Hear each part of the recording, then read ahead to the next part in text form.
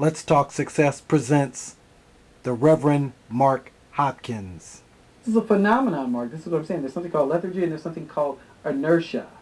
Okay, and then all of that coupled in, builds up, as I understand it, some type of internal energy field that actually kind of merges people into a state of paralysis of some sort or another. As a matter of fact, wow, it's very, very difficult to understand because everyone has their own levels of different things that they maybe are fearful of moving into the unknown. And it's really all about moving into the unknown. That's correct. And developing more courage, and this is what this is all about. We're attempting to extol the virtues of courage because courage is the major quality that one can use to get over anything that's hindering them, that's retarding their progress in life. So therefore, we're just bringing it home this afternoon on the Let's Talk Success show, extolling all the virtues of courage. Without courage, of course, you then open yourself up for all of the different things that will promote fear. Fear being false evidence appearing real. Now, the inverse of fear is having courage. That's the courage to accept responsibility for, things that perhaps you didn't do properly, or you just kind of, muck and mire. I'm going to be polite, I'm just going to say muck and mire. We mess things up every now and then, and we have the courage to say, yes, I just didn't get the job done. We have to have the courage to take responsibility for all the other things that we do in life that either happen right or doesn't happen right, or as we're just moving towards our goals, dreams, and aspirations, we have to continue to just lean on the fact that courage will always be our ally in all of this. So now, Mark, over and beyond fear, we understand that the unknown, continues to promote more fear in individuals. What are some of the avenues that you took to even perhaps overcome some of the fears that you have been against during the course of your life?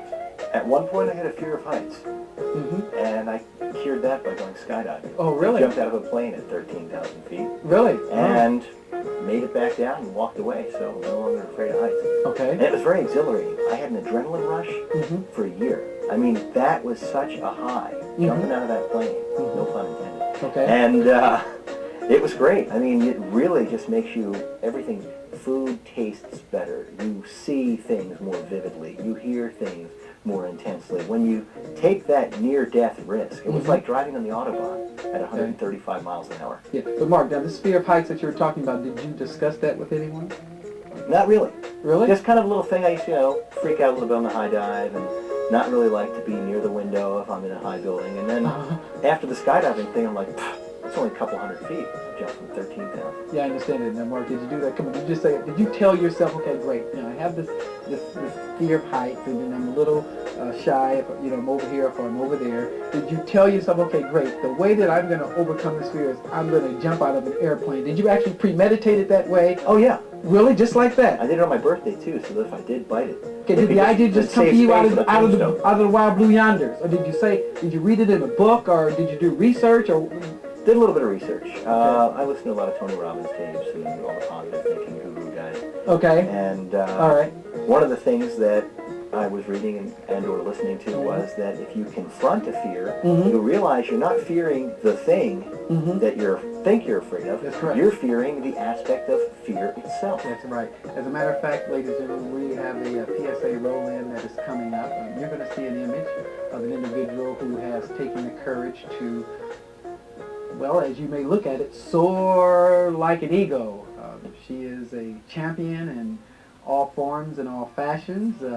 She had the courage to get involved with the Let's Talk Success show, as we invite you to have the courage to get involved with the Let's Talk Success show. So, ladies and gentlemen, there are a lot of you who are waiting for dreams to drop in your lap.